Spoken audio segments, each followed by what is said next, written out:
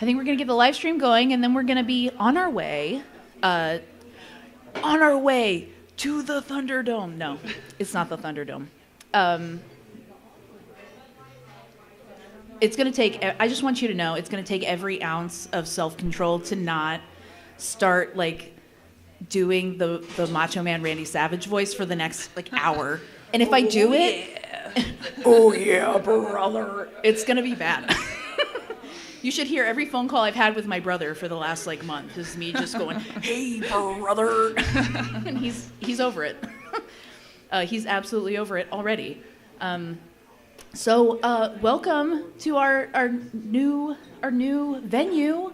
Let's start new year, new venue, new books. Oh my, year and many books. Oh my, yeah, it's beautiful, isn't it? And a lot of you guys are eating and drinking. Isn't it good? Yeah. For those of you on the live stream, lots of head nods, lots of resounding yeses, and I can tell you, yes, the drinks are very good, the food is very good. A huge shout out to Strange Bird. For hosting us and allowing us to come and book booze and maybe we'll brain a little bit today in their wonderful new location here in the Irvington area. If you've not come on the live stream, hello, join us on the last Tuesday of the month. But if you don't want to join us on Tuesday, you should still come down to Strange Bird because the food is great, the vibes are immaculate, and it's warm inside. That's all I need. A good drink and a good heater. At this point, I'll take it. My little southern soul is not built for this weather, and God bless all you Midwesterners, because you are built different, and I am surely not. Surely not. But yeah, so welcome to our new venue. Because this is our first book of the season, I am so excited, not only for this book, but I'm so excited for the rest of our season. Not to spoil anything, but next month we are going to have a author special. So if you couldn't join us this month on the live stream, come through, because we're going to have an exciting author special. We have a great lineup, and I'm just really excited to start out the new year with friends, good food, and good books. Isn't that how we all want to start our new year? That's kind of like all of your New Year's resolutions wrapped in one. And all you have to do is like come through once a month. Like, so easy. Before we get started and talking about a wrestling, I just want to give a quick shout out and a quick thank you to all of our wonderful partners who help make this happen. Our Indiana Sciences friends, our Indiana Humanities friends, woo, Sam in the back. And obviously, Strange Bird, thank you for being a wonderful host and a wonderful venue. And also, huge shout out to our public libraries and our local bookstores. I always shout out our public libraries. But if you are here with us today, you could see across the street, there is literally an Irvington vinyl bookstore right across the street, and they are awesome. Support your local bookstores, but also support your libraries, because they all deserve our support and our love. I did buy this on Kindle, but then I also ended up buying the audiobook, so I think next time I'm just going to stick to my physical copies, and I'm just going to go to my bookstore with a list, and I'm going to be like, help me find all of these things, because I gotta stop buying every version of the book that exists on this planet. Maybe that's my New Year's resolution. Stop buying the book 3 different times. Yes. Just commit to one, and I can't. So with that, let's jump into it. And our wonderful guest, introduce yourself and tell us a little bit about what you do. Sure. So my name is Jess Byram. I'm an associate professor of anatomy, cell biology, and physiology at Indiana University School of Medicine. So not a wrestling expert, but I brought my tag team partner, who's my husband, who's fully trained me in 70s and 80s and early 90s professional wrestling. Fully trained. Fully trained. Love it. We might have at one point in time dressed up as Macho Man Randy Savage and Miss Elizabeth for Halloween. Love it. Maybe. Yes, we did. Now, is there evidence of this? Yes. And so I teach anatomy. I teach histology, which is microscopic anatomy, actually. Allison is one of my first students. And don't tell him my grade. And don't tell him my grade. Fabulous. She's great. Great student. The research that I do is maybe tangentially related to professional wrestling. So I do research into professionalism and professional identity formation in medical students, medical educators, and physicians. And so what that is essentially, we want our doctors, our physicians, to really embody the values and the role of a physician. We want them to be authentic in who they are. So it's not just about learning skills and knowledge and those types of things. It really is their values-based approaches, and we want our doctors to really embody those things. And so I study the best approaches for medical students to be able to learn those things throughout their medical education. Yeah, just casual, real casual. Yes. So this is probably as nerdy as we're going to get. Yeah. Yes. Oh no, I think we're going to go down a couple rabbit holes. So hold that Yes. thought. I want to start where the book starts, with wrestling as a sport. Now, anybody in here, I know I talked about the Olympics so much last year, and I don't know why I'm like so hyper fixated on the Olympics. Did anybody watch the wrestling section of both the freestyle and or Greco-Roman? Okay, couple hands. We got some sports watchers. Mm-hmm.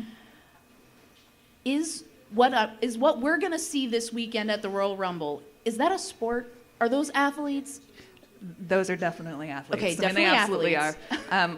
I love how the book started with that framing, that all professional wrestling fans are in on it, right? That they know that it's fake, but all of the athleticism is absolutely true. And it's, they talk about the different wrestlers. They do like to highlight their previous athletic abilities, like, oh, they were a college wrestler.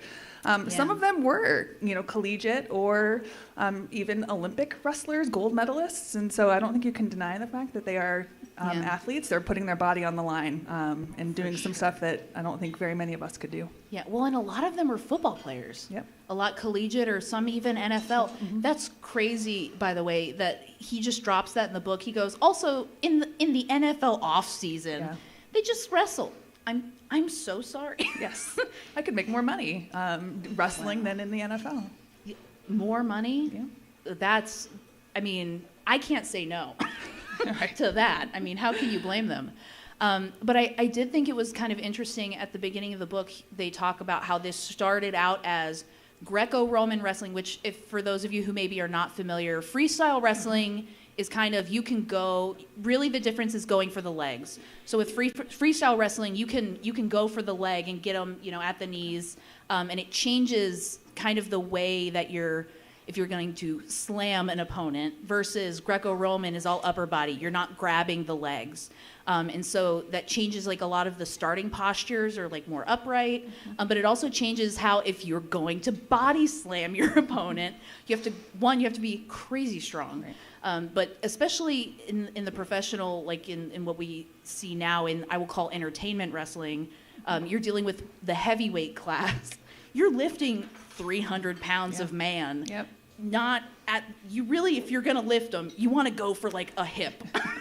Like, let's think of this in an engineer's point of view. Like, you want to go where the body of mass is going to be easiest to lift. Mm-hmm. And you cannot do that with Greco-Roman. And so they talk about, in the book, these are 90-minute it is just a grunge, man. Mm-hmm. It is just sweat, slap, and sweat for hours. And it's not fun. If you've ever watched like a two 300-pound dudes just slapping each other for an hour, gets a little boring after a couple beers. A beer makes it better, but it's still a little boring. Yeah. And then we get into turning it into entertainment. Right. And how can we modify the moves and dramatize it? Mm-hmm. And we'll add in these storylines. And so we're going to make it fun, and that's going to engage the audience more. And that's where we get into everyone's in on it. Mm-hmm. Do you think that detracts from the identity of the wrestler being less of an athlete, because the move is more scripted? It's modified so that I say modified so it doesn't hurt.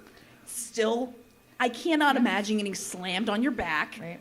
Doesn't hurt. Yeah. I'm sorry. Yeah. And probably the element that's really missing from the entertainment side of it is all of the training that happens in the back end. And the book goes into a little bit of a detail about, Vern Gagne and some of these kind of wrestling gurus who ran their own gyms and things like that. But, when they weren't doing these weekly wrestling events, they were in there training and practicing their moves and things like that. And that's what any athlete does, but you don't see it on the back end.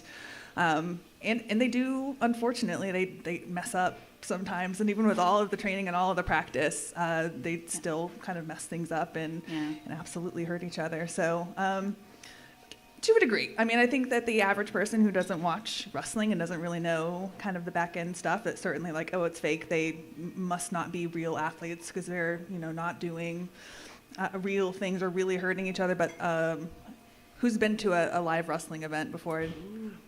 They are absolutely hurting themselves for sure. Like the slaps, they're real slaps, and it like, if you're close enough, they're red and it looks so painful. Yeah. Well, and even, they, towards the end of the book, we start getting into like the 80s and 90s, and we get into like the suspended cage matches, and they're like, oh, he wasn't supposed to fall like that. Yeah. I'm sorry, what was the correct way to fall from a steel cage 20 feet in the air? I'm sorry, I didn't do that correctly. Yes. The scaffold match where they lowered themselves down 30 feet to fall and still broke their ankles, because what happens when you fall 30 feet? Yeah. Hey, what happens? Vince McMahon. Yes. What do you think's going to happen? I thought it was really interesting going through the book and seeing how this all began as like actual sport, and a small contingent being kind of unhappy that, okay, now this is no longer, they feeling like you've lost the athleticism, you've lost the identity, I guess, of not only the wrestlers being actual athletes, but that the entertainment of it, there are storylines that are piped in and very carefully put together, but that does not make the spectacle of it any less impressive. Right. Or maybe it does. I think one of the turning points that I noticed, and that really kind of shifted my mindset, even just reading through this book, was the concept of putting it on TV, having it go from a local, regional activity, and it's hard to break into the other regions. You could be a star in Texas, and nobody in Minnesota cares who you are. To, okay, now this is being broadcast on TV, and now these are national storylines, and now you can tour the nation, and now everything it blows up on an exponential scale. That it just totally shifts, I think, the way that you can see just in the book and how he's talking about wrestlers pre, 1947, post 1947, just their story arcs and their journeys just totally change. I want to ask, because your background is in anatomy, and I'm putting you on the spot a little bit. What do you think about, and he just barely brushes up on this subject in the book, your thought about steroid use in wrestlers, because in other sports, something like steroid use, especially like the NFL, very taboo, frowned upon. But then you get into like professional wrestling in this sense, and then even like bodybuilding adjacent, totally cool. It's like just assume everyone's on gear. What do you think that has? How do you think that impacts, I guess, the perception of what they're doing as athletes and what the sport is?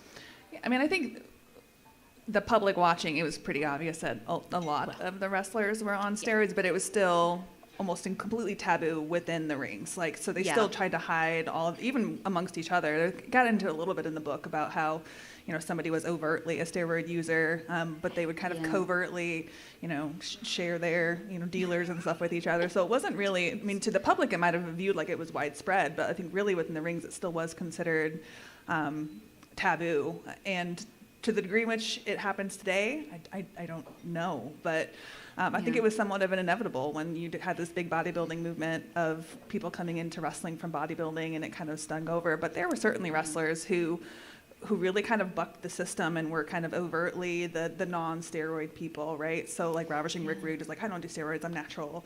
Ricky the Dragon Steamboat was another one of those people, and they had that somewhat of a persona kind of built around themselves as like not being a steroid user. And to them, it might have helped their image to a degree, but I think a lot of people like to go see some big, like, hulky dudes throw people around, and so I don't know if it really detracted from the entertainment piece of it. Interesting. Do you think that even internally, do you think there's like a hierarchy of like, well, I didn't do it. I didn't go on the gear, and like that. Maybe that's why they're proud of it. I don't know. It's even though maybe the taboo is not ingrained in the sport, it still seems like there's almost like a superiority and like some sort of like moral ascription to either using or not using steroids. But I mean, you're right. It seems in hindsight pretty obvious. You know, I think for some of them it certainly was, and we talked about it earlier. But you know, unfortunately, in this book, we're really talking about like the tragic stories of, you know, these wrestlers who kind of moved between territories and moved between organizations and kind of remodeled themselves and changed their identities and changed their gimmicks over time, and maybe felt an additional amount of pressure to kind of make themselves fit within a mold within their certain organizations. But there were other wrestlers, you know, are still alive and didn't make it in the book, fortunately, who definitely maybe had some sort of a superiority complex where they were kind of, you know, kind of straight-lined and didn't kind of do a lot of the kind of body abusive things that some of the other wrestlers who died quite young did.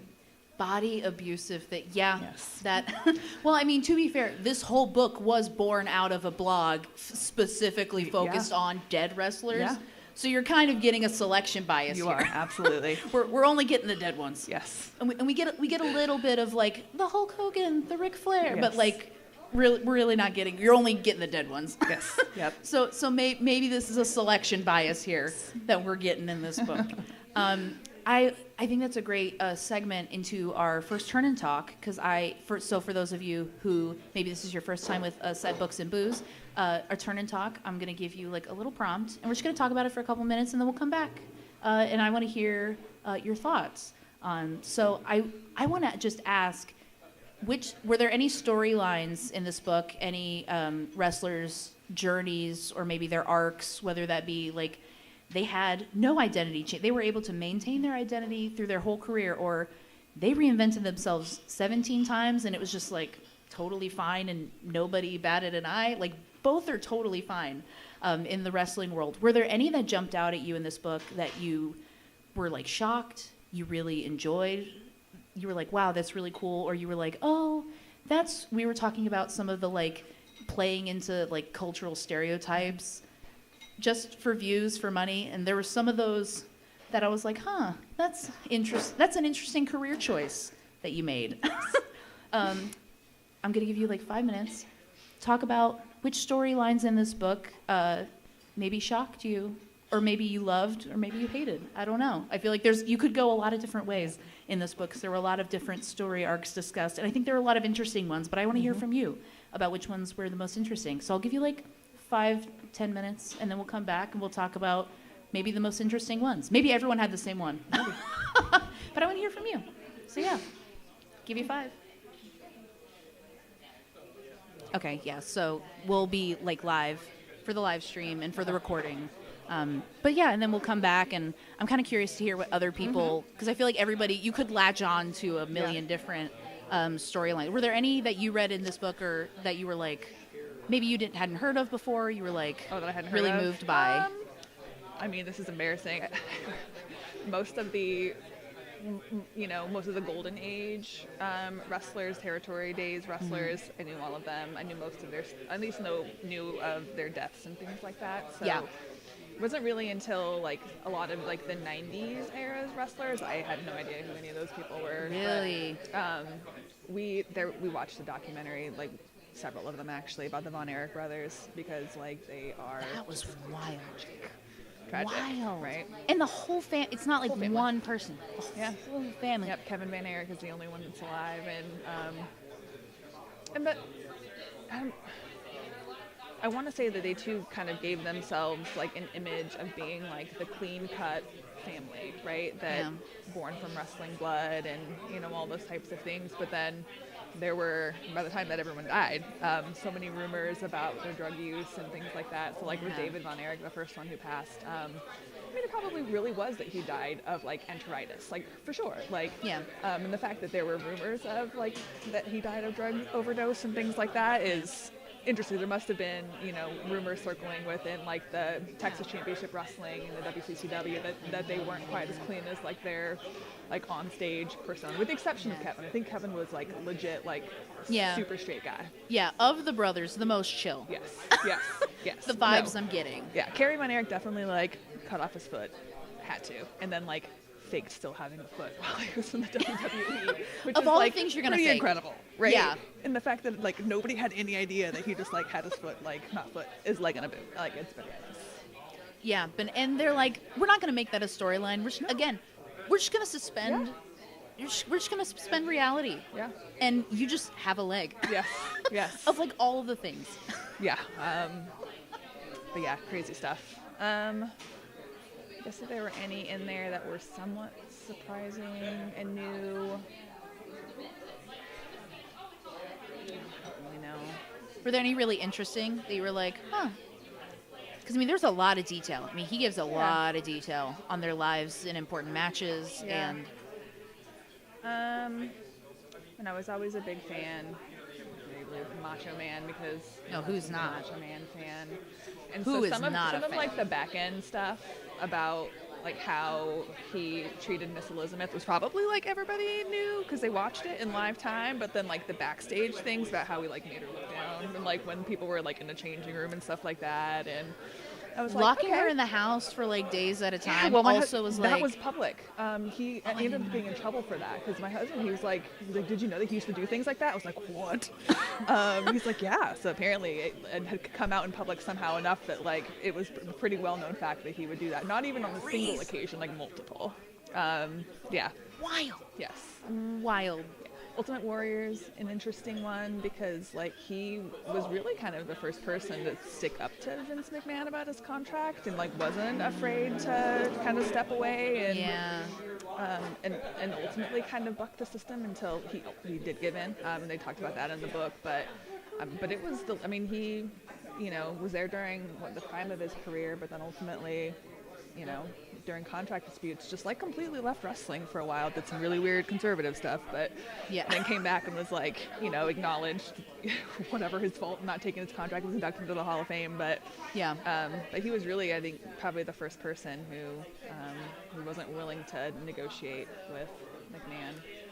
Yeah, this is me being not a huge wrestling like WWE fan. Had no idea that the McMahon, like his dad, is the one who started, and he inherited. Had no idea. When I saw that name, I was like, he's not that old. Yeah. I was like, hold on. 1950s. I was like, I'm like doing it on my hand. I'm like, this something's not. Yeah. No. Yeah. Man's up, yeah, right? I also didn't. I guess. Yeah. I just somewhat assumed that like when the WWF started, that it was entirely McMahon Jr. who took it over, but I mean, he somewhat did. I realized that like, Vince Sr. was a promoter and, had apparently it was pretty well known that he had like a pretty good like Northeast ring that was doing fairly well compared to some of the other regions. And so like certainly like Nepo, like he definitely got it handed to him, but for sure. But he also made like some pretty good strategic moves. He did. Which, you can be a bad Nepo. You can be a dumb Nepo baby. Yeah. But he's not a dumb Nepo baby. No, he definitely didn't. Yes. Yeah, absolutely a smart Nepo baby. Yes. I feel like there's a whole other book to be written just about the business. Oh, yeah. And the politics of it, like on the back end. Sure. Forget the wrestling. There's so much that the book, and I actually really appreciate the author going through like the different like groups and how they were competing for airtime and how they're competing for like prime time and how they're like using the talent to subvert each other and to like merge storylines to like bring people to their that is masterful like business just sabotage. I mean, it is somewhat surprising that like the Georgia Championship Wrestling weren't able to make it, seeing that they had like Turner as like their dude. Is that guys who were so resistant to saying that it was entertainment. It was a big deal. They called it the kayfabe era. Yeah, it was in the book. You know what I mean? Yeah. It was a big deal. And guys who were resistant to let people know that it was fake. They wanted to keep the persona. Well, in the book he talked about like when like the kayfabe was broken. the entertainment, yeah. So that was a big deal. They threw that term around a lot. Yeah. But once it got to TV, though, I I feel like that, like the argument was there pre 1955 maybe. Persona. I didn't know anything about Iran, but I know I hated it because Iron Sheik from Iran. And he would always say, "We're number one," and he'd spit on America. You know what I meant? But I hated Yeah. And Nikolai Volkov from Russia, him too. Hated him. We're going to talk about this with the broader group. Playing into that is Was it funny? crazy. Chair for Barry Windham, Mike Rotunda, the U.S. Express. No, they probably didn't even mention They didn't mention. They did talk about the Midnight Express for a bit. They talk about the British Bulldogs. They talk about a couple tag Yeah. teams. Heart Foundation. When it was in the territories, it was the NWA territories who didn't want to let everyone know it was entertainment. So it was Yeah, all the NWA, territories. the WCCWs, the Mid-South Wrestlings, the Yeah. Memphis Wrestlings, and all the NWAs who had like handshake agreement to say, hey, we're not going to like say this is fake. Yeah. But then you had all these guys from Minnesota go to the WWF who are like, hey, we're on cable, Yeah. we're going to entertain you. Yeah. Yeah. But they don't qualify for SAG. So like, come on. Like, A bit. Oh no, they didn't talk they about people who talk- killed people. yeah. No, I they wrote his name down. Yeah, they did because he was the Hawaiian. What was his He name? was the original Hawaiian before Yes. the Samoan. But yeah, Yes. and so he was of the his name? geopolitical one. Oh, yeah. Well, and Chris Benoit. Yeah, he was Yeah, killing his wife He did, and definitely. kid. Yeah. China, she was a big WWE Oh, star. yeah. That was the wife. Oh. Oh, jeez. Yeah, a lot of murders happening. Yeah, Yeah. but they what? I don't know if they discussed what Superfly Snuka, what his ethnicity actually was. In some of the cases, I don't think he actually.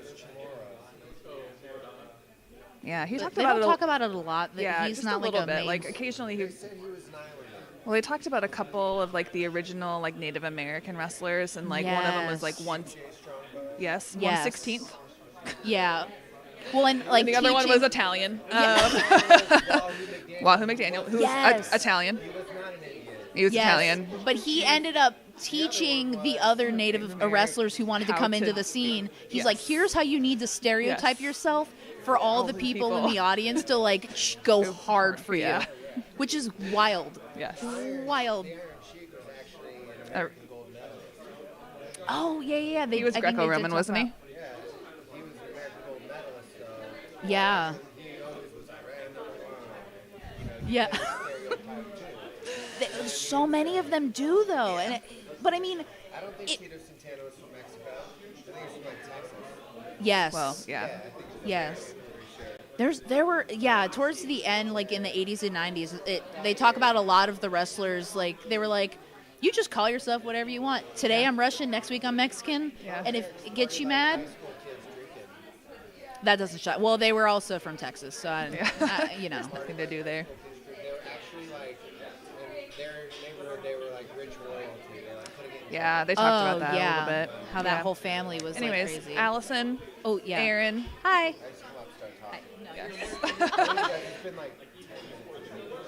Yeah. He's just really excited that he could talk about wrestling to anybody. We're talking about wrestling. There's the camera there. Oh yeah. Yeah. Let's come back. You got some. Andre the Giant Damn. definitely like picks up Hulk Hogan in WrestleMania 3 and losses him. Like that Hold was the on. big thing. Hulk Hogan physically picks up. I'm sorry, physically, like in real life. Over his head. Oh, no. You can watch it. You know what? That's why I'm glad TV exists. Forget like technologic advancement and like societal advancement. I Yes. want to watch Hulk Hogan pick up Andre the Giant. That is what American TV is for, brother. Okay, so let's come back, and I would love for anybody to share what wrestler's storyline or journey really spoke to you, or was like really impressive, or like really not impressive. Allison, I have a mic too. Oh yeah, and we have a microphone so that you I can don't even share know with our live viewers. if we need it anymore, but for the online crew, it'll probably be good. Yeah, the online crew. Yeah, we want to know because there were so many stories shared, and I just want to know what tickled your brain, what tickled the little wrinkles in your brain and made you go, huh? Because there were a lot. There were some from the 1800s that I thought were really interesting. We talked about like how some of them were resistant to even acknowledge that it was entertainment. Yeah. So we talked about a whole bunch of them. Yeah. One thing I want to mention is the fabulous Moolah and how she was this girl boss and said towards the end the audiences hated her. And he doesn't say why, but I would imagine it's because she was presenting herself as this ambitious woman. Interesting. And that was striking because she was one of the few wrestlers who I think got off fairly well. It said she died not terribly old, but like in her 60s, but in this big fancy mansion and everything. Yeah. Someone else brought up how at least the way he presented the book, it seemed like there wasn't as much camaraderie between the female wrestlers. Like they had to deal with misogyny, but also there wasn't as much of like big groups supporting each other.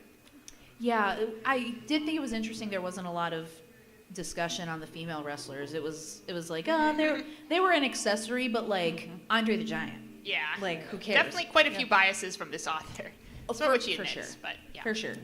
Yeah. And I'll even give him the benefit of the doubt. He really was just repackaging what he'd already done. That probably would have been additional work for him, and I kind of support a lazy king. So like I get it, I feel you. But yeah, I really liked her storyline too, because I just turned 30 and my back hurts. I can't imagine being 60 like going for a title. I'm so sorry. Yes. Like that's crazy. But so many of these wrestlers, male and female, they're in their 60s. Like, you know what? I'm gonna get out there and I'm gonna pick up a 300-pound man in my 60s. I'm sorry. I'm on Advil. And I didn't even make it to my 30s. Like, how is that possible? But yes, loved her storyline. And I loved that chapter. Yeah, it was like a nice break from like the, oh man, pick up man, slam man. It was like, okay, here's a nice little arc. And then we get back to it with Andre the Giant. Yeah. Is there any other wrestler that you really enjoyed learning more about their story? Or maybe you already knew and you just liked getting a different perspective. If you're like already a wrestling fan. I enjoyed, by the way, if anyone who listened to the audiobook, I do enjoy that the narrator went back and forth between calling it wrestling and wrestling. Because where I'm from is wrestling. And when my brother got coached, he came home and I swear on my life, asked my mom, what's wrestling? And she was like, it's wrestling. He goes, no. That's not what he said. He said, I'm wrestling. Is that like something different? We were like, no, son. He's from Alabama. That's what they call it. Yes. You're wrestling. No? What was your favorite story? My favorite story? Or for you all up on the panel? Yeah, okay. Well, you want to share yours? I mean, I've always been a fan of the Von Erichs, and so the story wasn't new to me, but I think it just speaks to like the ultimate tragedy that can be wrestling families. And they go into a little bit with the Hart family too, and obviously Owen Hart was the only one who really had a tragic wrestling accident. But the Von Erichs, it's I mean, you just can't anticipate losing the vast majority of your children to suicides and other there was suspicion about David and actually, overdosing, but certainly was probably just enteritis infection. And can't really fathom why, a medical examiner in Japan would lie about their cause of death, right? So autopsy reports are like public record. So if it was really an overdose, they probably wouldn't have been able to find that. But just a super tragic story, and the fact that they, had 6 sons and only one of them is alive today is just a pretty tragic and remarkable story. Yeah, and I did love in that chapter they talk about how Texas State football team has produced the most professional wrestlers. When I was reading it, I was like, Aaron, West Texas University, wherever that is. And I read through the list, and he's like, wow, that's incredible. Oh, I was like, I forgot 2 more. Yeah. Yeah, so, yeah, if you're a football player looking to make it break out. Yes, that's the place, apparently. Them corn-fed Texans, that's where it's at. So I think that's a really that's a good segue into kind of what I want to get into next, which is where reality and the storylines in the WWE, it gets blurry. We know that we've read the book, right? We're in on it. We are all in on it at this point. So we know that the storylines are pre-written, right? And we know that what we see on the stage was scripted. But you talked about in our turn and talk, we talked about Macho Man Randy Savage and Elizabeth, and we're starting to blur the line Yeah. in some of that. And how do you think that impacts public perception when the storylines and the beef goes out of the ring? And how do you start to, when you can't discern the reality, when am I in on this? Especially with we're no longer only seeing these storylines. We talked about like the regional wrestling versus when it becomes more of a national sport with TV.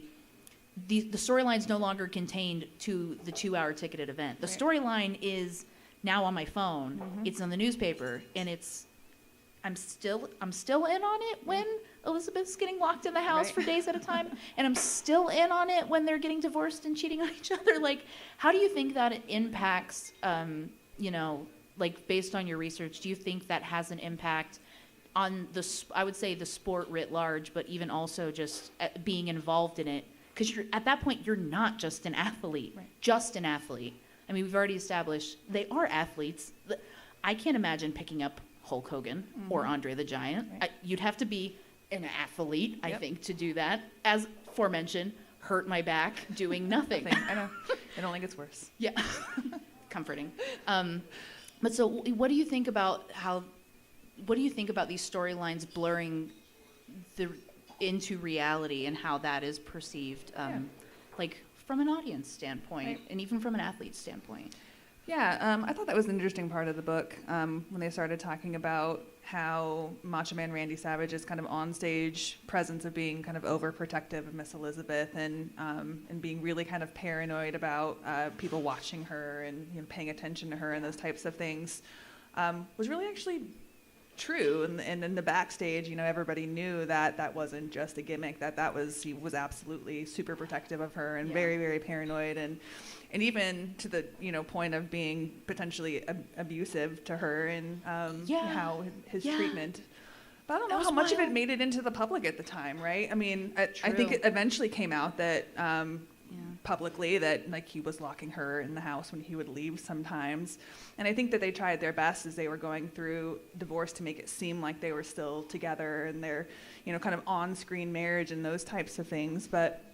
That's kind of the interesting part about this. If you think about identity and identity formation, in the vast majority of other professions, there's an integration of your personal self with your professional persona, right?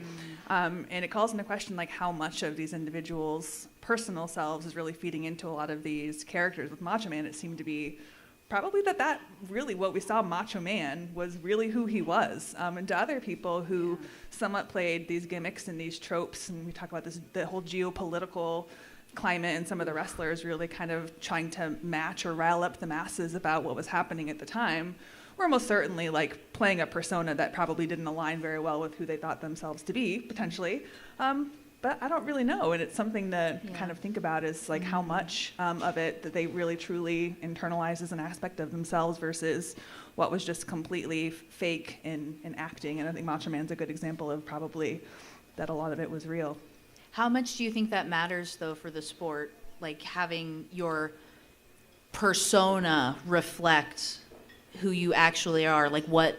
Because it's a sliding scale, I guess, right? Is it better to be closer to reality, or is it better to be more of a persona? Do you think there's like a benefit to either? I think it's somewhat of what you expect to get out of wrestling. So in my brief watching of wrestling, I'm a big Ricky the Dragon Steamboat fan. Like, he's my guy. And I liked him out of all of the wrestlers because I thought he was authentic. Like, I thought he was playing who he was probably in real life. And I watched his documentary. He made his own like TV show series where he was like training in Japan, and I was like, yeah, this guy's legit. Like, I think if I walked up to Ricky, like the Ricky that you see wrestling is probably the Ricky that I would meet here. It's like, to me it was important, but I think for others, like, they're looking for something, right? They're looking for some sort of a flash, some sort of a persona who's, maybe destructive or violent or whatever it is, and that's something that they're looking for in the entertainment part of it. But for me, that was something that I looked into, was more of the authenticity piece. But that's just a preference. Do you think it's self-selecting? I mean, we obviously, again, this is a curated list of dead wrestlers. Right. So we're only getting the people who died. Yes. But a lot of them died tragically and had, a lot of them had problems with drug abuse, and whether that was because they were in severe pain, because they were Right. destroying their bodies across, their career, or, other self-destructive behaviors. Do you think that breeds entertainment and it's self-selective, and so because it's more entertaining, you're just going to get more people predisposed to that? I think going back to one of the comments you made previously about like television really changing the landscape for wrestling, and one of the things he doesn't really go into a lot of detail in the book is about the territories pre-national television. So he goes into, the organizations who ended up getting really big national bids, but he doesn't talk about how each one of those regions had local networks who would play their wrestling, at whatever given time. And so in Indiana, you could tune into, XYZ wrestling federations at, a given time. And so they did have a local market that was really effective, right? And they did a really good job at kind of shipping in talent when it was the NWA to other territories to make sure that they got that kind of visibility. And so they somewhat had like a little kind of regional identity, and there maybe was less pressure to be kind of overt and really kind of dramatic in who they were, right? And then as soon as you have, it's kind of national televised wrestling, then the entertainment part of it really comes in, and then maybe there's more pressures to be somebody that you're not, and to do the things like steroids or whatever it is to make yourself up to the top. So maybe that the self-selecting part is really kind of the pressure of the time and the entertainment aspect of it, and the fact that it really kind of elevated to kind of a national standing, and people were trying to contend with that part of it. Do you think it's easier if you're a wrestler who wants to come in and be authentic, do you think that's harder if you are typecast as a villain? Because we go through a lot of these stories, especially once we get into like the 1950s post era. Yeah. You come in, you are being hired to be the bad guy. Yeah. How much of that can you really bring in? Maybe it's a lot. Do you think that impacts? I guess how a wrestler might identify with their persona and how they might move that character forward in their own storyline. Yeah. Well, first I've been told we have to use the correct terminology, so it's heel. Although in the book he does say baddies a lot, which I love because apparently that's coming back, because my daughter uses it all the time. Baddies are back. The baddies baddies. are back. Yes. Different context, but we love it all the same. Yeah. I think that the environment, like for those of you who have been to like a WWE match before, like the feeling of people booing you, like must be somewhat exhilarating, right? And so they're probably, even though it may have conflicted with their kind of personal values and things like that, there probably is some element of just the fact that you knew you were doing something wrong, and it felt good to be kind of the center of attention and doing those types of things. Yeah. But in the end, I think that would be kind of a fascinating thing to talk about for the people who maybe had, pretty strict values, and really like all of their like wrestling persona didn't really match with who they were, about what the impacts of that was on how people viewed themselves. I think they talked about in the book one of the heels who was getting death threats, right? And it was during the Gulf War era, right? And he was just playing what basically Vince McMahon is telling him, you got to be, the bad guy. the Iranian or the Iraqi villain, and had no idea that it was going to get that much kind of public backlash from it. And so I'm sure in those instances it's somewhat hard. Yeah, I can't imagine. Well, and especially again because as we've gone, we're in the era of national TV, whatever. We're post 1950s, but like we're also in this social media era, right, where like you already could build your persona outside of the ring, but now more than ever you can build your persona outside of the ring and independent of McMahon, or you can build your persona independent of any other wrestler, independent of any other event. You can build your identity, and you don't have to follow it. I mean, you have free will. You can do whatever you want. But I mean, you could build something that maybe McMahon or the WWE does not agree with. Do you think social media has changed or will change the way that wrestlers build their personas? in the future, or maybe it's already happening?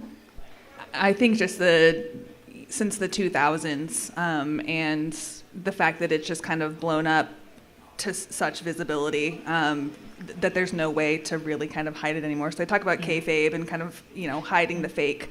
And by the time you had, Hulk Hogan and Andre the Giant and a lot of these stars like really kind of leaving the wrestling industry and making themselves visible in other places, it was quite clear, right, that they were able to kind of carry two personas in two different places. And so I think the shtick was somewhat up at that point. And so at this point, I don't know if it necessarily matters, but I think that the McMahons do a decent job at probably kind of shielding a lot of it. Like, you don't hear a lot about professional wrestlers and their activities that they do outside of wrestling. Like, they tend to keep it bounded, and I think they did a reasonably good job, back in the day before there was really, a way for people to really be notified of the things that they were doing kind of outside of the ring. Yeah. Do you think that's contractual? Do you think that's... 100%. Yeah. You're not getting hired unless you're shutting that down? Yes, I'm sure there's some contingencies there that if you, do XYZ things, that they're going to take a cut of your contract, A cut? Yes. I think the contract is getting maybe, cut. Yes, maybe. I don't want to get too much into the labor of it, Right. but I was happy that the author touched on it, because it does seem like there's change change in the winds of time for these wrestlers, because it seems like they're treated pretty terribly. Right. Yeah. But I want to take this into our next turn and talk, and I want to talk about. We touched on it a little bit in our discussion, and we've kind of, the author talks about it a lot, actually, and it's using current events, whether it be geopolitics or just pop culture, and using that to your advantage to make people hate you. And a lot of that is cultural appropriation. A lot of it is just pure racism, especially, they talked about in the South, it was popular to play into racist stereotypes, because it got the crowd booing, it got viewers in, and it got people passionate, even if it was for all the wrong reasons. And we talked about an Italian wrestler pretending to be Native American, and then teaching other Native American wrestlers what stereotypes to play into and how to dress up to get the most engagement, because that's what matters, not anything else.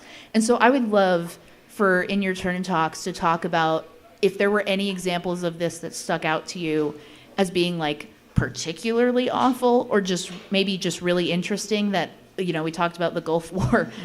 I don't think I would have ever in a million years, if I'm a wrestler, be like, oh, there's this war going on, let me go ahead and play into a stereotype, because I know that's going to get the guys going. That would not have occurred to me, but I guess I don't have the brain of these wrestlers. In many ways, I do not have the brain of these wrestlers, because I do not have CTE. Yes. But I would love to hear. I would love, after 5-10 minutes, come back on our turn and talks, and let's talk about some of these stereotypes and cultural appropriations that we learned about in the book, and what your thoughts are on these. Yeah. And I love the Red Scare stuff. I'm white and blonde. I'm just gonna be Russian today. Yeah. Okay. Yeah. You can just do that. Yeah, then they would bandy together into, all of the hated foreign wrestlers, Nikolai Volkov and Iron Sheik would do a thing together. And Yeah. one of the, interesting ones, talked about a little bit, is Junkyard Dog. Junkyard Dog was actually a face, right? But had still the same kind of racist tropes, he wore a collar and... Oh, yes. Yeah, that crazy. Yeah. And he's like, I'm going to play into this. I'm going to wear chains and wear a collar, and I'm going to get people. And and in that case, he was not portrayed as the villain. He was the hero. And it almost, and he talks about he was popular in the South because it allowed people of the South who were extremely racist to be like, oh, well, but I'm cheering for the black guy here. Yeah. So that makes that, I feel good about that. And he's like, you know what? I'm cashing out at the end. And I have to tell you, I don't know if I can be mad at a guy cashing out. Yeah. You know what? Is it a terrible stereotype that you're playing into across, all of these different stories? Yeah. But if it's paying your bills, I can't be mad at you paying your bills, putting food on the table. And I mean, are you shredding your body in the process? Yeah. For sure. Yeah. In your brain?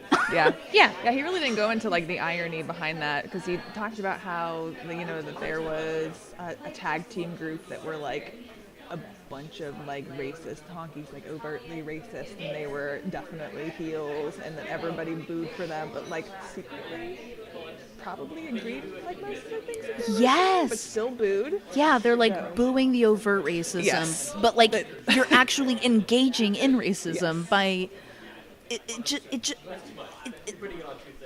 the mental gymnastics going on could rival Simone Biles right Yes. now. Like, Am I spinning? Maybe. yeah, maybe, but like it's not just a one-off.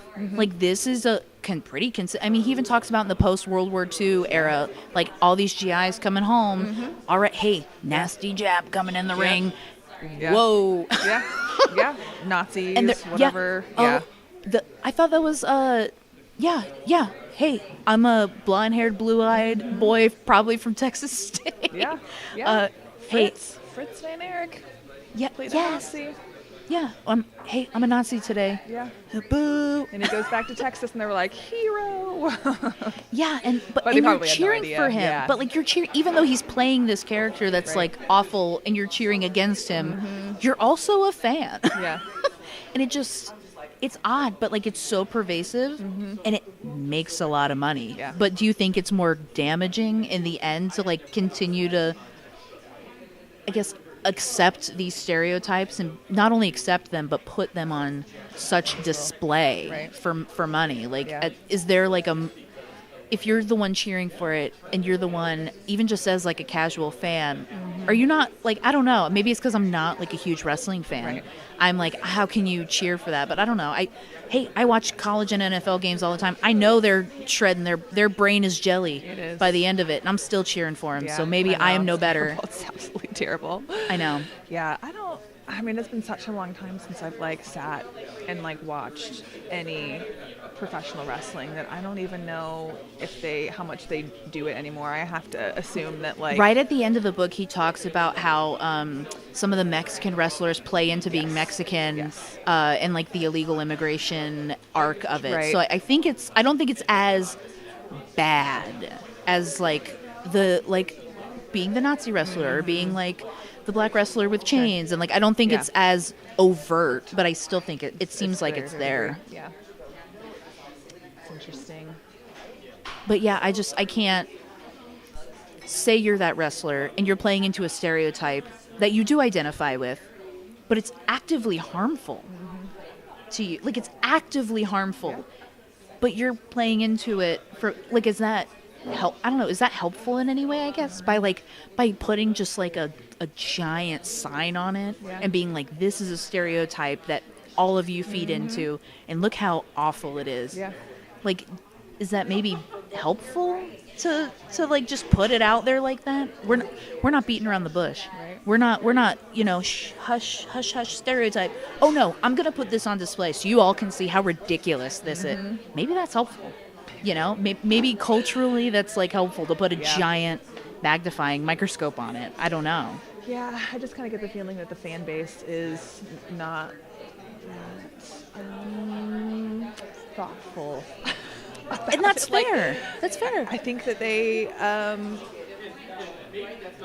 that Vince McMahon plays into stereotypes that he knows that his base and people like him truly believe in and can feed off of, and he can make money off of it.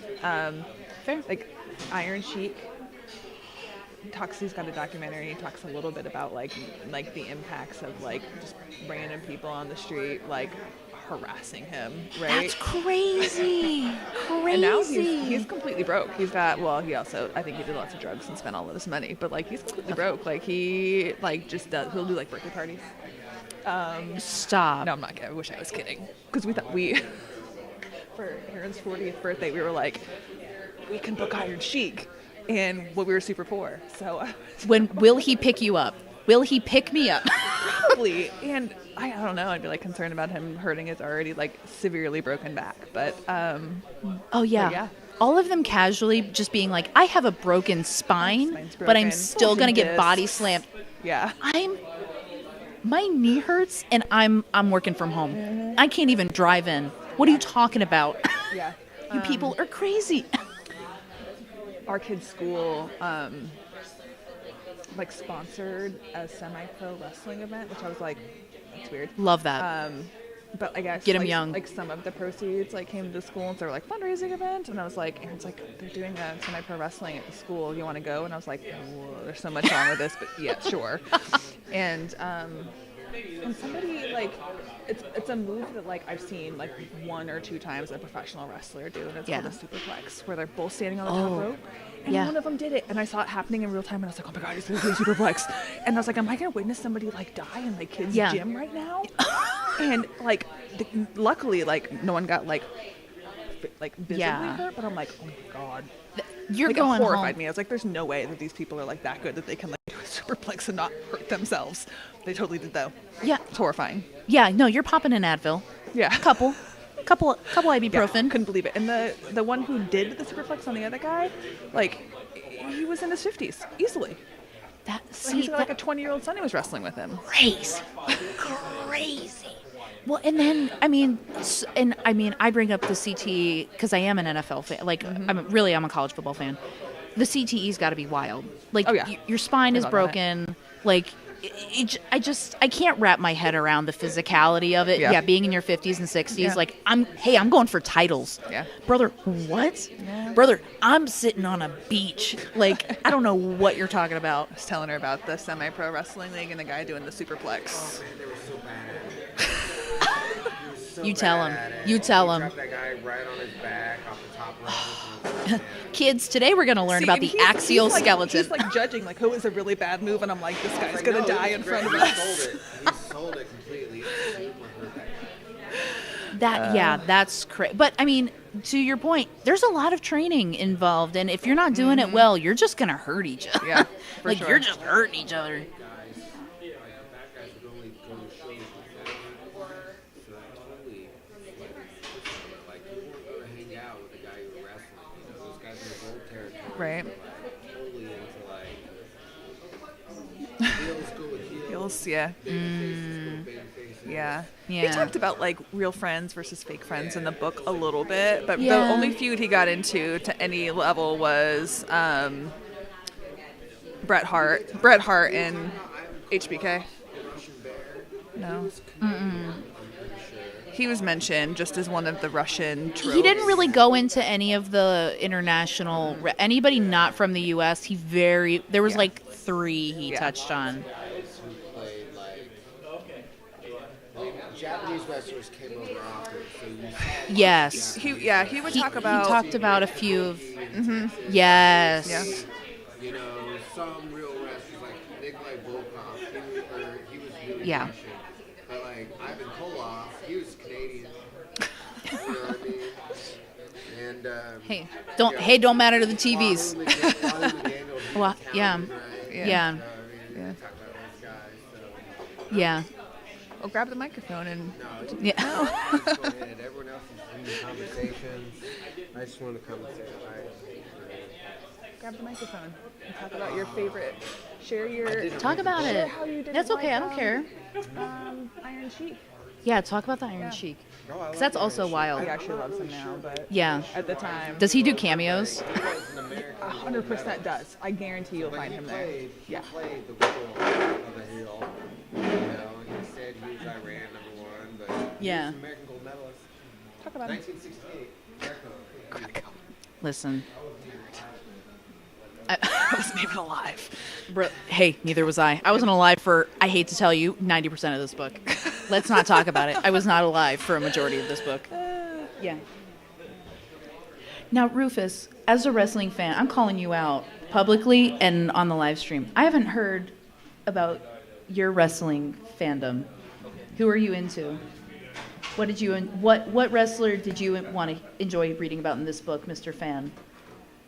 So, I need to know. I'm calling you out. I'm putting you on the spot. so I enjoyed. Because you got the hat. Yeah. So you gotta show up and show out. Yeah, I definitely enjoyed learning more about the backstory of Macho Man Randy Savage. My man. Also, I know he was just in the book briefly, but a native Hoosier, Ultimate Warrior, learning about his story, and actually digging a little deeper and reading about how it's similar to Macho Man Randy Savage, his energy and maybe ability to not always work with other people was not just a gimmick, right? It was kind of core to his personality. Hey, happens to the best of them. And then just because there might be some people who are currently watching wrestling, and I'll just share, I am a big Kevin Owens fan. Kevin Owens was right. And so I'll just leave it there. If you know, if you know, you know. If you know, you know. Okay, I like that. I needed to give you the floor, and I needed to call you out. Because you got the hat. I can't not say something. But I like that we're all Macho Man Randy Savage fans. I'm a fan. I haven't done the voice once, so you're so welcome. Okay, so that was not related to my turn to talk at all. I just had to put you in the spotlight.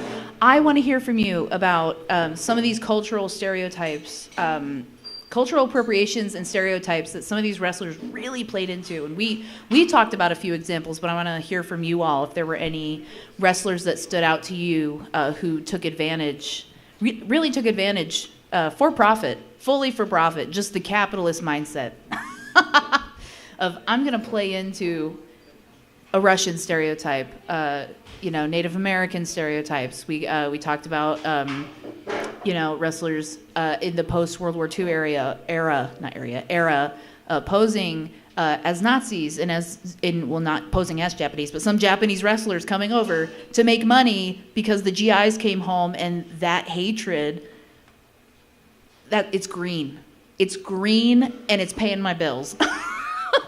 And we heard a lot about, there's a lot of examples in the book about it. So I was just curious if any stood out to you guys. Or if there were any that were like so horrifying that you were like, how could this happen? Because there were a lot.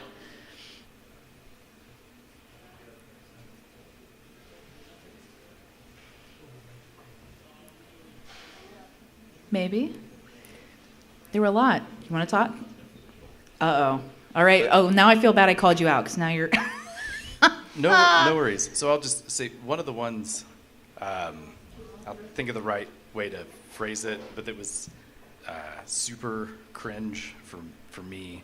Yeah, cringe is a good way to put this. And I can't remember, I'm trying to separate the book and like rewatching some stuff before this, but Kamala, the African beast who literally had like a guy in a safari hat that would like whip behind him, right? Like it played on these tropes of like the Barnum and Bailey, like the spectacle of the wild animal, right? But it was it's super cringe going back and watching it and going like, oh, this was on Saturday Night Main Event, nationally broadcast on NBC in 1989.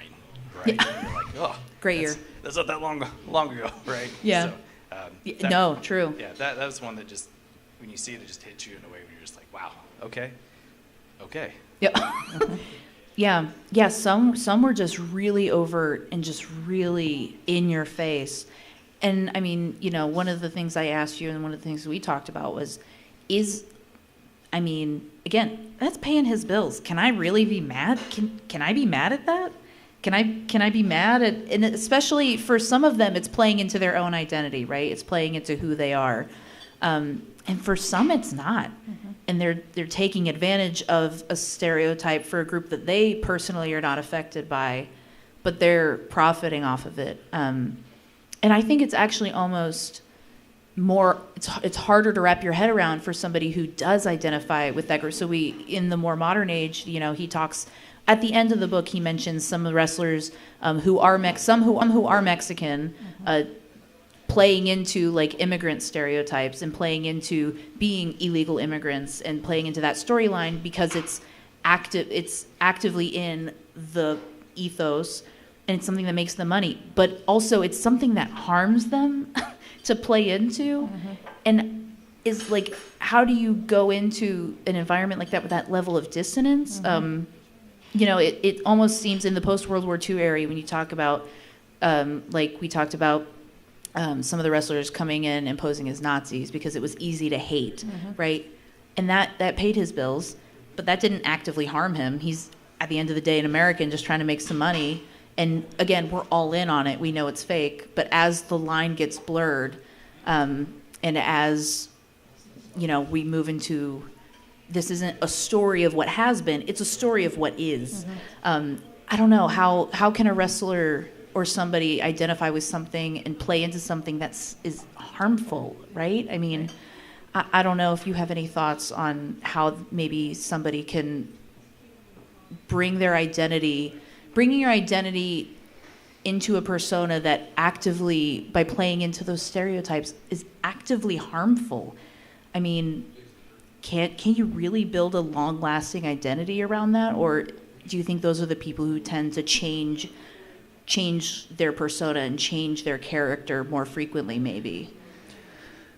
So historically, I'm not sure how many of them who were really kind of feeding into those tropes really did change a bunch, but part of it may have been, if we think about wrestling as a profession, and that they're deciding who's in, right, and who's going to make it big, and then ultimately who gets kicked out. And that's typical of all professions. They decide who's going to get trained, who ultimately is going to make it to the show, actually do the things, and then when their time is up. And if you look at the 1950s, I mean, it was predominantly, you know, white male wrestlers. We saw some women kind of making the cut, but so if you look at the identity of who was a wrestler, it was very bounded. And so you probably saw it as an opportunity to kind of change the landscape of who was allowed to be a professional wrestler at the time. And even a lot of professions where they don't really feel represented by the profession do feel like they're giving up a part of themselves to ultimately be a member of that profession, because ultimately they're going to be somewhat of the face for their ethnic or racial group, kind of, and open the door for other people to make it in. So from some of these earlier wrestlers, they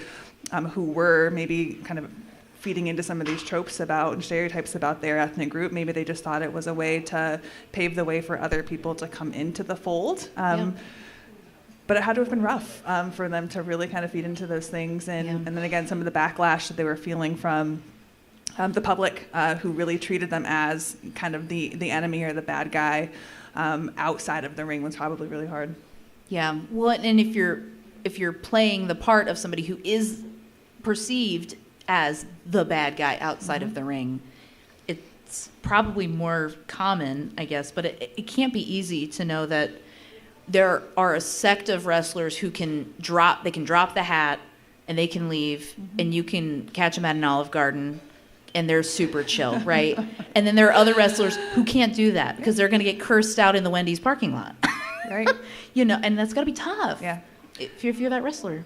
And I think you see just a ton of the 70s and 80s wrestlers who just like were never, ever willing to give it up, right? Like they knew that their time was probably up, but they just like kept going back for more. And so Ric Flair was mentioned, you know, in the book a few times, but like Ric Flair still does wrestling, and it's like, what are you doing, Ric Flair? Like you were old, like time to give it up. Dear Ric Flair. But like he was the nature boy, and that was his thing, and he was consistent like throughout his time.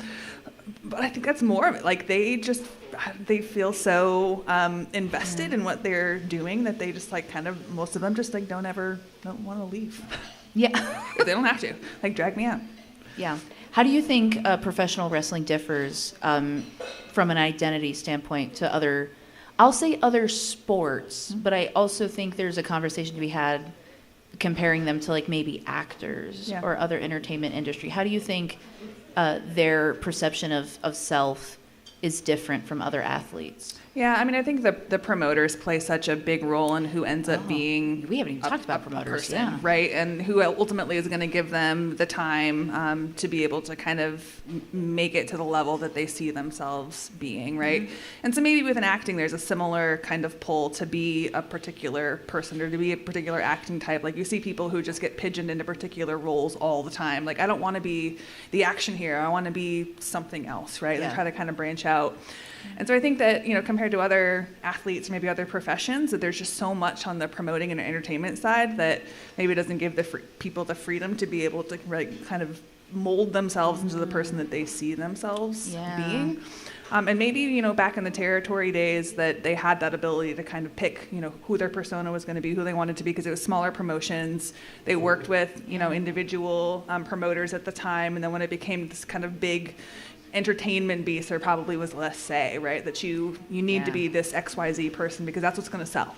And if you don't, you're just not going on. Right. We'll find anybody else who will sign the dotted line and do what you do for half the price. Yeah. And the thing about it is, like, they have a sense for, like, what is going to sell, right? And so they're all thinking, like, Hulk Hogan, right? Like, this is going to be the thing. Hulk Hogan is going to be Hulkamania, right? They predicted it. Like, he absolutely was. Like, it turns out that everyone loved Hulk Hogan, right? Yeah. But other people who they, attempt to promote to, like, championship level, they win the belt.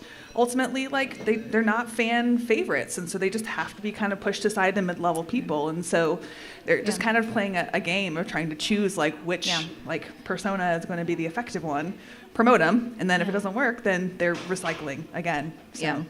Yeah, just like the Chiefs going to a third Super Bowl. We're going to recycle the same stupid storyline that everyone hates because the Bills were cheated. Sorry, too soon. Okay, it's okay. It's fine. I'm not mad. Okay, so I wanna give us a little time on the back end. I want to open it up to Q&A, but more than Q&A, if you want to ask our wonderful guest expert anything, if there's anything I missed or a storyline that you're like, Allison, I cannot believe you didn't bring this up. I want to know. I want you to tell me. Allison, you're stupid for not bringing this up. Because there was a lot. Okay, we covered like 100 and whatever years of history, okay? And I wasn't alive for most of it, so be gentle. Yeah. Here, we have a microphone for you so our online listeners can listen in. So you said that you have a background in anatomy and histology. I noticed in the book there was this pattern, regardless of steroid or human growth hormone use, that a lot of wrestlers typically died around their 40s. And there was another mention of a particular wrestler that after an autopsy was performed, even though he was about in his 40s, his brain resembled that of an 80-year-old with clear distinctions of Alzheimer's. Was that Chris Benoit, I think? Right. Yeah. So aside from steroid use or human growth hormone complicating things, is there something in the stresses, the physical stresses that wrestlers experience that change their cellular healing process and causes damage over time? That is that not noticeable? So certainly the hits that they take, like, you can try to protect yourself as much as possible, getting thrown off the ring and like not hitting your head, right? But what people don't realize with concussions, that it's not just like, sometimes it's visible, like you see someone's head snap back, right? And it's obvious, like, oh, they hit their head, they're probably concussed. But what's happening is, like, your brain is somewhat within, a fluid, cerebrospinal fluid, and it's somewhat floating in there. But any kind of sudden back and forward is going to cause a brain bruise. And those are repeated traumas. And so they're getting thrown off things all the time, right? And so each one of those is like just a micro trauma that continues to build and build and build. And so with CTE, they do end up resembling brains of individuals who've got dementia or Alzheimer's or things like that, just from multiple repeated traumas. The heart attack thing is interesting. It's probably, more related to human growth hormone than steroid use. They have similar effects on muscles, but you think about the heart, the vast majority of the heart is cardiac muscle. It's just like skeletal muscle. So it has the ability to grow. And so the more that it's exposed to growth hormone, which just causes growth or trophic factor, it causes things to grow in size, it's just continuing to get bigger and bigger and bigger. And so it's unable to really kind of maintain effective pumping. The other thing is these guys' bodies were huge, right? So if you get on steroids, your muscles are bigger. So it just puts so much more work into your heart to try to kind of supply blood to your whole entire body that ultimately it just kind of gives up. And so like Andre the Giant's a kind of a great example. Like a lot of people who've got gigantism will die young just because their heart's trying so hard just to get blood to a massive quantity of tissue, right? But then you mix that with all the other things that Andre did.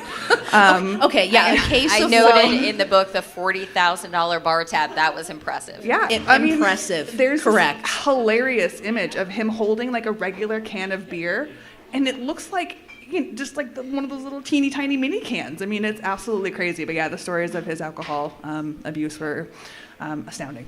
Yeah, and this was actually something that I looked into because we know about CTE and discussions like in the context of football and the NFL, and it seems like those discussions are happening in the field of professional wrestling.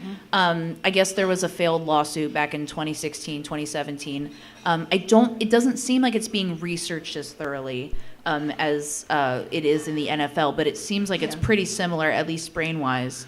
Yeah, Similar, yeah.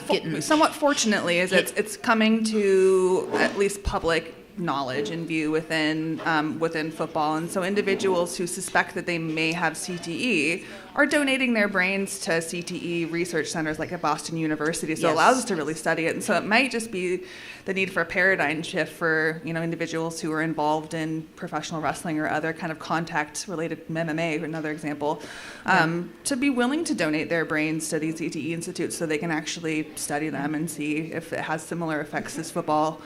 My guess is it's probably more like dramatic and probably worse than it is in the NFL. The Chris Benoit story reminded me a lot of the Junior Seau story. The Minnesota. Yeah, sorry. I was actually at his Hall of Fame induction because there were 2 Steelers getting inducted. Okay. So I was like physically there. Don't remember how to say his name because I'm dumb. But it reminded me of the same story. And when he committed suicide, he said, "Please study my body. Please study my brain. Something is wrong." And I actually have a family member who was in the NFL, an in-law who played in the NFL back in the 70s, I think, maybe 80s. And he's already committed to donating his brain and his body, and he's already in like the studies. Like they've done scans on him for the last 15, 20 years, and he's already committed to donating his body for science like that. So I do hope that becomes more prevalent in wrestling, because that was the first thing I thought of when I was reading this book. I was like, this sounds like I kept comparing them to the NFL, and I was like, but I'm not hearing. He kept saying, "Oh, they died tragically. They died so early." Big shrug. I don't know. And I was like, I think we maybe do know. I'm watching you get your skull pile drived on the weekly. I might have an idea of what's going on. Just a thought. Just a thought. I had no idea that was actually like a donation-based post-autopsy in the NFL. So I don't know about wrestling. I'm glad I asked, and thank you for sharing all of that information. Yeah. I really appreciate it. So quick shout out to IU School of Medicine. We've got a great neuroscience research group that does a lot of imaging-based studies. Yes. And so they actually are doing image-based studies to be able to detect dementia, CTE, and those types of things in individuals who are still alive. So I think IU has the largest Alzheimer's brain bank. Yes. Doesn't they? Doesn't they? Y'all. It's getting late. Yeah. Wrestling. You mentioned Ricky the Dragon Steamboat, but were there any other uplifting stories that you had learned about pro wrestling? And solid. I think that folks really need to take a step back from what they learned in the 90s to what is going on today. Yeah. It has changed so much since you were teenagers or earlier that you really need to reevaluate what you're learning about when you're making general comparisons to what's going on right now. Totally fair, yeah. Uplifting stories. That's a really good question. Yeah. Ricky's the only one that comes to mind as being uplifting. I think there's tragic elements in a lot of the other wrestlers that I liked from the 80s and early 90s. So I say, Ric Flair had a great career, but it also was at the expense of alienating his entire family.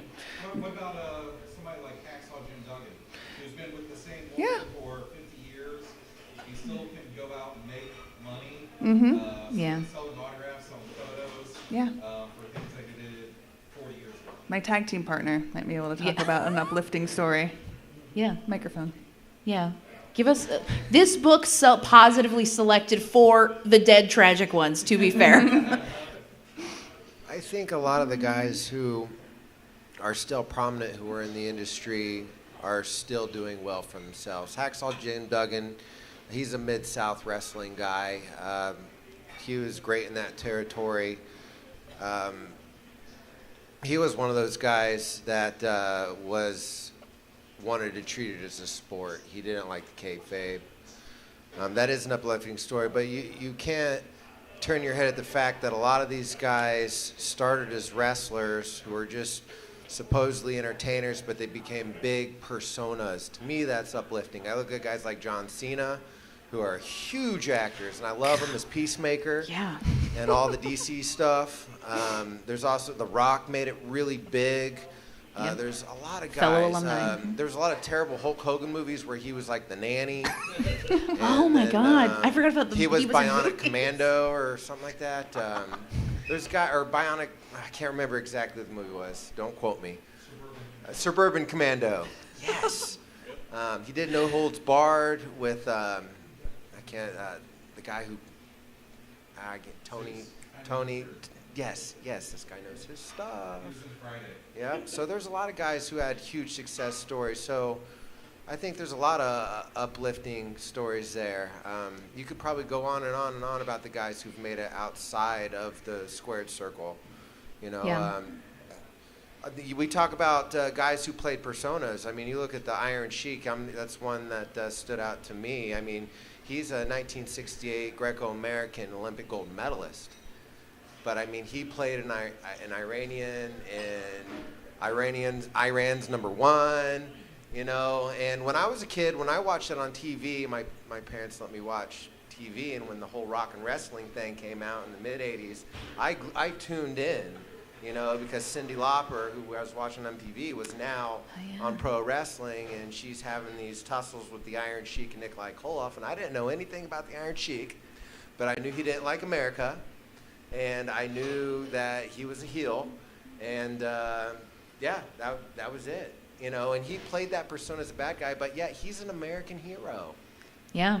You know. Yeah. He's a gold medalist. So I don't know. There's definitely guys who profited off it. There's lots of good uplifting stories if you want to look at it. It goes beyond just the Von Erichs and the demise of a lot of the territories. Yeah. You know, all the top talent from. When I was a kid, we got a little bit of WCCW on TV, so you could see the Von Erichs. We didn't see anything on TBS. You might have saw some Georgia Championship Wrestling, but we didn't see anything from Minneapolis. We didn't get that. You know, that wasn't what was on TV. Yeah. You know, but then all of a sudden it was WWF, and you didn't see Georgia Wrestling on TBS anymore. You saw WWF on TBS. And then, you know, you stop seeing a lot of that, a lot of those territories. Yeah. So we have some uplifting positive. There are, Rufus. Great conversations, both of you. Rufus, maybe the final thought? Yeah. So on uplifting stories, one thing that I would just add, because like John Cena was mentioned, John Cena holds the record for the most Make-A-Wish Foundation I didn't know of like all people. He's done over 650 Make-A-Wish for kids. Wow. So big like community impact there. And I like to the point, and the book is in the period of the 80s and 90s. A lot of really rough stuff going on there. And to the point that was made, I think it has changed a lot. It's brought people like me who stopped watching for a long time back to the fold because there are new people running the organization, new writers, new creative, and you have stories like Roman Reigns who fought leukemia, came back, completely changed his character, got over with the crowd. You have characters like Cody Rhodes who had left in the early 2000s, forms a whole nother wrestling organization, and then comes back because of his success and builds positive, like uplifting storylines to that point. So I would just, as one plug is the person with a hat for the Royal Rumble, I would say don't judge the current WWE by the 80s and 90s, because that was a tough There's a lot of really rough stuff. I'm not going to defend any of that. I think you can judge most things by the 80s, what their counterpart in the 80s or 90s. There was a lot happening back then. I have more of a 70s perspective. I'm sorry, so a lot of you are not going to know. I watched wrestling out of Memphis, and I just wanted to. First thing I wanted to say was when you were talking about cultural appropriation and so forth. Yeah, there was a lot of it, but it was understood to be a story. That's important, yeah. And you had the wrestlers out of the East like Tojo Yamamoto, Okazuna, Kamala, the Ugandan giant, was like he was the wild African. But I can tell you as a kid from the 70s, we wanted to be Coco Beware, the Cocoa Butt. I don't know if anybody remembers that, but everybody wanted to be. And JYD, you wanted to be the Junkyard Dog. And Ricky Steamboat Ricky Steamboat was like the consummate good guy. So you always, like all of us cool guys, wanted to be whatever the bad guy was. And you had Jimmy Hart, he always represented all the bad guys. So was there, to your point about the cultural thing, yes, very much so. Probably the most cringy was up into the 80s, maybe the 90s, Leaping Lanny Poffo, and I'll leave that to your imagination. But we as kids, you had people like Dr. J, O.J. Simpson, who you would have never known back in the 70s. You had very big minority role models, and all of us white boys wanted to be Dr. J. Artis Gilmore, if anybody remembers him. That's who you wanted to be. That was who you pretended to be on your own little basketball court or when you were all wrestling out in the side yard. There may have been a lot more nefarious things going on about how those things played out. But us as kids, JYD and Coco, they were all right with us. The other thing I wanted to ask you about, just real quick,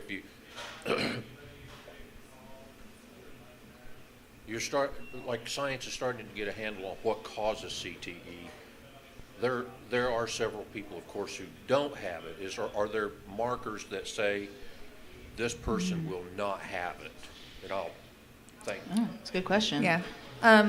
Very interesting, and that is one of the things that they're looking at, right? That you have football players and all these professional athletes who are exposed to the same types of traumas that other people are, and some of them have CTE and some of their brains look perfectly fine. That's one of the things they're looking at. I don't do bench science. I don't look at all the people who get paid a lot more than me do that, but that's something that they're looking at, absolutely. So for all these CTE centers, like the one I mentioned at Boston University, again, it's fully donation-based. You basically, just like we have a willed body program for anatomy, you will your body to their organization, they study your brain, are just as many people who are professional athletes who don't have signs and symptoms of CTE, they're donating their brains, so they're able to look at some of these kind of micro changes that are happening within the brain. It's basically healing. Your brain is attempting to heal itself, and with all things, even if like you think about regular scar formation, right, that you can tell afterwards that your body attempted to heal. It doesn't look perfect, right? You still have scar tissue there. It's just normal process. There's same types of cells in your brain that are attempting to heal it. And then there are certainly probably some genetic factors that are allowing some people to be able to heal better and not have those long-term effects of CTE, and others are more likely to. And earlier as well. And the idea of being able to do a blood test and say, okay, well, you have this marker, and that means you are more likely to develop Alzheimer's, or that research I can tell you, is ongoing. And I think there's a lot of people who really want to figure it out. And I think they're getting close between the cerebrospinal fluid and the blood tests and trying to find a good marker. It's tough. But I do know that is an active area of research.